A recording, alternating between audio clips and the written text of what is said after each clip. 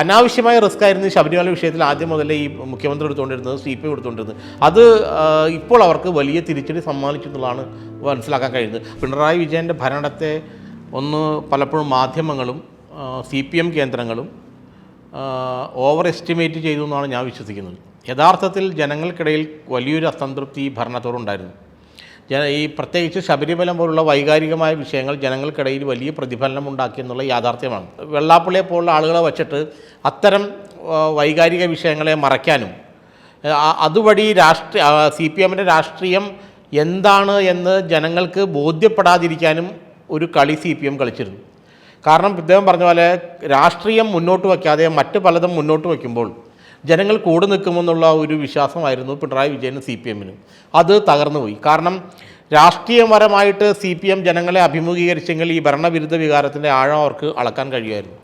പക്ഷേ അങ്ങനെ ഒരു വികാരമില്ലെന്നും ഈ കൊടുക്കുന്ന 3000 രൂപയുടെ പെൻഷനും അല്ലെങ്കിൽ മറ്റു പല കാര്യങ്ങളും പിണറായി വിജയൻ ഉണ്ട് എന്ന് അവർ വിശ്വസിക്കുന്ന വലിയൊരു ലാർജർ ദാൻ ലൈഫ് ഇമേജും കൊണ്ട് CPMന് വീണ്ടും കേരളത്തിൽ അധികാരത്തിൽ വരാൻ കഴിയുമെന്നും അത് തദ്ദേശ സ്വയംഭരണ സ്ഥാപന തെരഞ്ഞെടുപ്പിലും അതിൻ്റെ ഒരു പ്രതിഫലനം ഉണ്ടാകുമെന്നൊക്കെ ഇവർ വൃഥാ വിശ്വസിച്ചു. പക്ഷേ യഥാർത്ഥത്തിൽ അങ്ങനെയായിരുന്നില്ല. ജനങ്ങൾ കൃത്യമായിട്ട് ഈ സർക്കാരിനെ വിലയിരുത്തുന്നുണ്ടായിരുന്നു. ജനങ്ങളുടെ വിലയിരുത്തലിൽ ജനങ്ങളുടെ റഡാറിൽ നിന്നും ഒരിക്കലും ഈ സർക്കാരിനെ അകന്നു പോകാൻ അവർ സമ്മതിച്ചില്ല. പക്ഷേ സർക്കാരാകട്ടെ CPM ആകട്ടെ ജനങ്ങളെ ഞങ്ങൾക്ക് കൈകാര്യം ചെയ്യാൻ പറ്റുന്ന ഏറ്റവും എളുപ്പത്തിലുള്ള ഒരു ഉപകരണമാക്കി അവർ കരുതി. പക്ഷേ ജനങ്ങൾ അങ്ങനെയല്ല. കൃത്യമായി ഓരോ സർക്കാരിൻ്റെ ഓരോ മൂവ്മെൻറ്റും ഓരോ സ്റ്റെപ്പും അവർ കൃത്യമായി വിശകലനം ചെയ്തിരുന്നു. തങ്ങൾക്ക് കിട്ടുന്ന ക്ഷേമ പെൻഷനുകൾ മാത്രമല്ല ഈ സംസ്ഥാനമെന്നും ഇപ്പോൾ ശ്രീ ജേക്കബ് പറഞ്ഞ പോലെ രാഷ്ട്രീയം അതിൽ പ്രധാനമാണെന്നും ഇടതുപക്ഷത്തിൻ്റെ ആ സെക്യുലർ ക്രെഡൻഷ്യലിനെ പണയം വെച്ചുകൊണ്ടുള്ള അവർ കളിക്കുന്ന രാഷ്ട്രീയം അതിനെ ജനങ്ങൾ സംശയത്തോടു കൂടി നോക്കാനും തുടങ്ങി. അങ്ങനെ വന്നപ്പോൾ കൃത്യമായിട്ട് ഈ ഭരണവിരുദ്ധ വികാരം ഇതുപോലെ ശബരിമല പോലുള്ള വിഷയങ്ങൾ, കാരണം ശബരിമല എന്നുള്ളൊരു സംഭവത്തിൻ്റെ പ്രശ്നം എന്താണെന്ന് വെച്ചാൽ ഈ കേരളത്തിൽ ജാതി മത വർഗ്ഗഭേദമന്യേ എല്ലാവരും ഇഷ്ടപ്പെടുന്ന ഒരു തീർത്ഥാടന കേന്ദ്രമാണ് ഈ ശബരിമല. അത് ഒരു ദശാബ്ദങ്ങളായിട്ട് അങ്ങനെയാണ്. നമ്മൾ ശബരിമലയെക്കുറിച്ച് പറയുമ്പോൾ ക്രൈസ്തവ വിശ്വാസിയായാലും മറ്റേ ഇസ്ലാം മത വിശ്വാസിയായാലും അവർക്കൊന്നും അതിനെക്കുറിച്ച് അങ്ങനെ കുഴപ്പങ്ങളില്ല. കാരണം അതൊരു അങ്ങനെ എല്ലാവർക്കും ഒത്തുചേരാൻ പറ്റുന്നൊരു സംഭവമല്ലേ, അല്ലെങ്കിൽ അങ്ങനത്തെ ഒരു അപ്പോൾ ആ രീതിയിലുള്ളൊരു മനോഭാവമായിരുന്നു അവർക്ക്. അപ്പോൾ ശബരിമലയെ വെച്ച് രാഷ്ട്രീയം കളിക്കാൻ ആദ്യം 2018 സുപ്രീം കോടതി വിധിയോടെ പിണറായി തീരുമാനിച്ചു. അന്ന് അദ്ദേഹം ചെയ്തത് എന്താണെന്ന് വെച്ചാൽ ഈ ഒരു വിധിയെ കൃത്യമായിട്ട് കോൺഗ്രസിൻ്റെ വോട്ട് ബാങ്കുകളെ ഡിവൈഡ് ചെയ്യാൻ അദ്ദേഹം ഉപയോഗിച്ചു.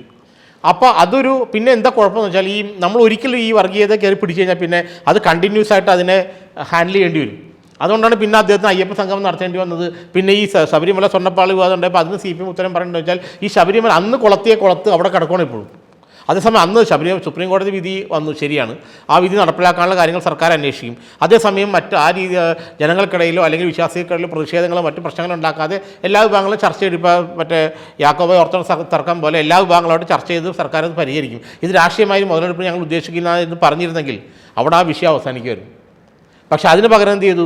ആ സമയത്ത് സ്ത്രീകളുടെയും മറ്റേ സെക്യുലറിസ്റ്റിൻ്റെയും ചാമ്പ്യനാവാൻ ശ്രമിച്ചു. പിന്നെ അത് പാളിയിൽ നിന്ന് കണ്ടപ്പോൾ വീണ്ടും അദ്ദേഹം അയ്യപ്പ സംഘമായിട്ട് രംഗത്ത് വന്നു. അങ്ങനെ ഇതെല്ലാം ചക്ക കുഴയുന്ന പോലെ കുഴഞ്ഞു. അപ്പോൾ എന്ത് കയ്യിൽ നിന്ന് പിടിഞ്ഞു നിൽക്കാതെ പോയി. അതാണ് ഈ ഇപ്പോൾ തെക്കൻ കേരളത്തിലൊക്കെ ഇപ്പോൾ കോട്ടയത്തും പത്തനംതിട്ടയിലും കൊല്ലം പോലുള്ള ഈ വലിയ ഹൈന്ദവ ഭൂരിപക്ഷമുള്ള സ്ഥലങ്ങളിലൊക്കെ പറ്റിയത് തന്നെയാണ്. തിരുവനന്തപുരത്ത് ആ വിഷയം BJPക്ക് അനുകൂലമാവുകയും ചെയ്തു.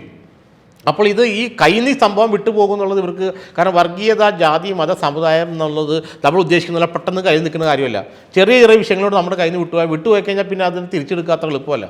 അപ്പോൾ അങ്ങനെ ഒരു അനാവശ്യമായ റിസ്ക് ആയിരുന്നു ശബരിമല വിഷയത്തിൽ ആദ്യം മുതലേ ഈ മുഖ്യമന്ത്രി എടുത്തുകൊണ്ടിരുന്നത്, CPM എടുത്തുകൊണ്ടിരുന്നത്. അത് ഇപ്പോൾ അവർക്ക് വലിയ തിരിച്ചടി സമ്മാനിച്ചു എന്നുള്ളതാണ് മനസ്സിലാക്കാൻ കഴിയുന്നത്. അതിലെല്ലാം ഉപരി CPMൻ്റെ രാഷ്ട്രീയത്തെക്കുറിച്ച് ജനങ്ങൾക്ക് ചില സംശയങ്ങൾ തോന്നി തുടങ്ങിയിരുന്നു. കാരണം വീണ്ടും ഭരണം പിടിക്കുക എന്നത് കവിഞ്ഞൊരു രാഷ്ട്രീയം CPMനില്ല. അത് അല്ലെങ്കിൽ BJP നേരിടുന്ന വിഷയത്തിൽ നേരത്തെ പറഞ്ഞ പോലെ ഹിന്ദുത്വ ശക്തികളെ നേരിടുന്ന വിധത്തിൽ അല്ലെങ്കിൽ എല്ലാ കമ്മ്യൂണൽ ഫോഴ്സിനെ നേരിടുന്ന വിഷയത്തിൽ CPMന് പണ്ടുണ്ടായിരുന്നു എന്ന് ജനങ്ങൾ കരുതിയ ആത്മാർത്ഥത അവർക്ക് ഇപ്പോഴില്ല എന്ന് മനസ്സിലായപ്പോൾ ന്യൂനപക്ഷ വിഭാഗങ്ങൾ, ഞാൻ അടിവരായിട്ട് പറയുന്നു, ന്യൂനപക്ഷ വിഭാഗങ്ങൾ ബ്ലോക്കായിട്ട് CPMനെ തിരിഞ്ഞു.